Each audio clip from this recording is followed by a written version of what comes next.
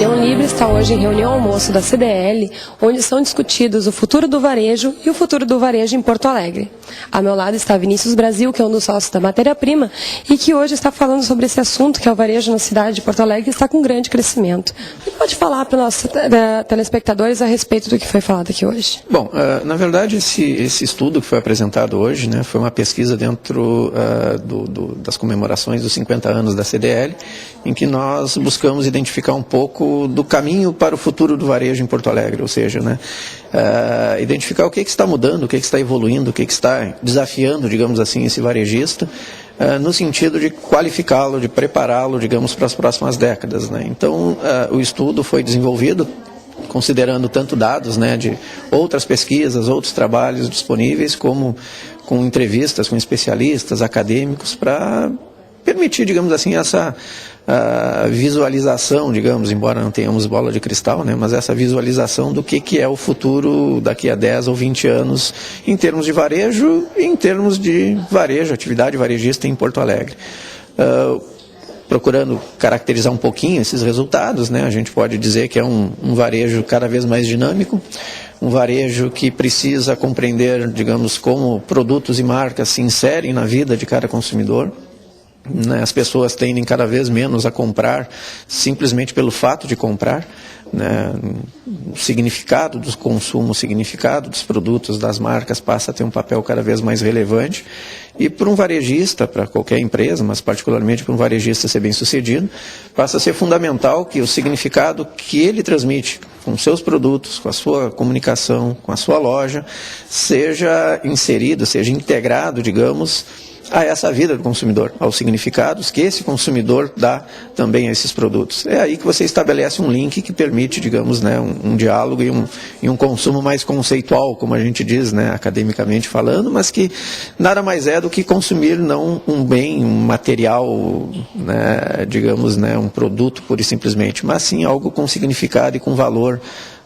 para a vida desse consumidor. Isso seria a conquista da identidade do cliente com o produto, não só com o produto em si só, mas também dele dentro do ponto de venda, uma localização, identificação do ponto com o produto e o cliente? Com certeza. Na verdade, envolve um contexto que extrapola a questão produto, exclusivamente. O ponto de venda passa a ser, na verdade, cada vez mais um espaço de experiência, de interatividade, de diálogo entre empresa e consumidores. Mas certamente com os recursos que hoje, né, nós temos, como a própria ideia de internet, a própria ideia de comunicação móvel, né, celulares e futuramente TV digital, esse espaço, digamos, de interação vai extrapolar o ambiente físico da loja e literalmente nós vamos ter um varejo cada vez mais presente em todos os momentos, né, em todos os locais. Então essa condição de acesso, digamos, à experiência de consumo de um varejista deve ser pensada para o futuro, não apenas em termos do ponto de venda, que de novo vai continuar sendo talvez o ponto focal desse esforço, mas de uma integração muito forte com o virtual, com a internet, né, com o mobile, né, com toda a tecnologia que cada vez mais está agregada aí ao celular, né, de forma que realmente assim, pensar em termos de comunicação, pensar em termos de contato com esse consumidor cada vez mais vai exigir essa capacidade de diálogo e de presença, ou onipresença, digamos assim, do varejista, que obviamente vai ter um suporte muito forte aí da própria tecnologia, né? Então, se por um lado o desafio é grande, por outro lado também os recursos estão se desenvolvendo para dar suporte a esse desafio, né? Tudo que é novo causa estranhamento. Quando se tem uma mudança de um ponto de venda, da caracterização,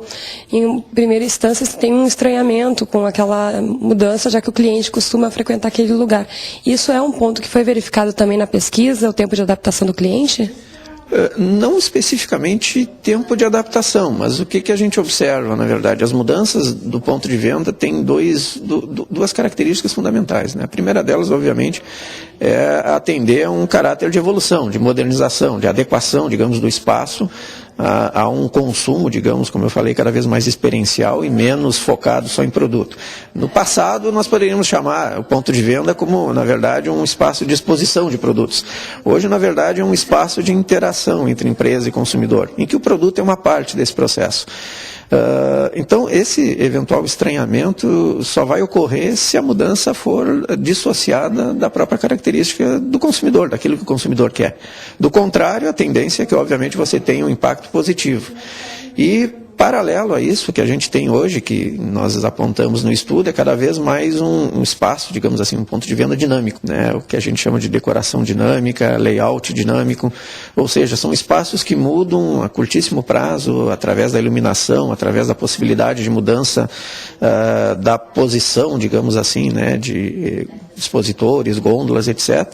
de forma que você mantenha a proposta geral, né, do ponto, né, da experiência desse ponto de venda, mas agrega mudanças de curto prazo, né, em função de promoções, em função de uma estação do ano em que você altera a cor da loja, sem precisar repintar a loja, na verdade só trabalhando com elementos de iluminação e decoração dinâmica.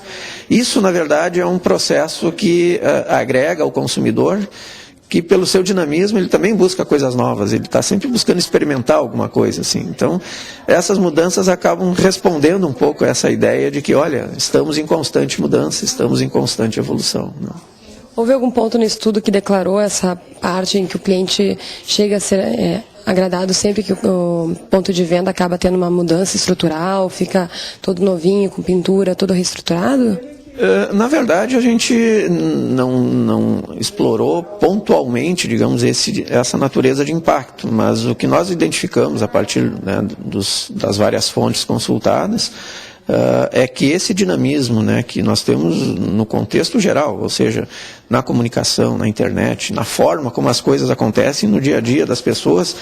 de alguma maneira tem que estar presente também no ponto de venda. Então, aquele ponto de venda em que você vai uma vez, vai duas vezes, lá pela quinta, sexta vez, está absolutamente idêntico, sem nenhum tipo de alteração, ele tende cada vez a ter um impacto menor, né? E aí você precisa recorrer a outros recursos para tornar, digamos, essa experiência de contato, de consumo da loja algo novo, ou pelo menos relevante para o consumidor. Então, na medida que você começa a desenvolver, né, e aí entra a arquitetura, entra, né, todo o pessoal da área de visual merchandising, etc. Quando você começa a desenvolver mecanismos que tornam, digamos assim, essa convivência consumidor com o espaço da loja como algo dinâmico, diferente, que às vezes até o consumidor interfere e modifica, você acaba tendo, como eu falei anteriormente, ou seja, a inserção da loja, a inserção da empresa no dia a dia desse consumidor, na vida desse consumidor. Uma identificação, um ponto de contato muito mais forte do que a ideia de o consumidor ir lá comprar só porque a loja tem um preço bom. O preço é importante, claro que é, mas não vai ser isso que vai segurar, porque ao lado alguém pode ter um preço melhor, né? Então essa é a dinâmica por trás de um ponto de venda cada vez mais preparado a responder a esse espaço, digamos, nessa demanda por experiências, né, do consumidor.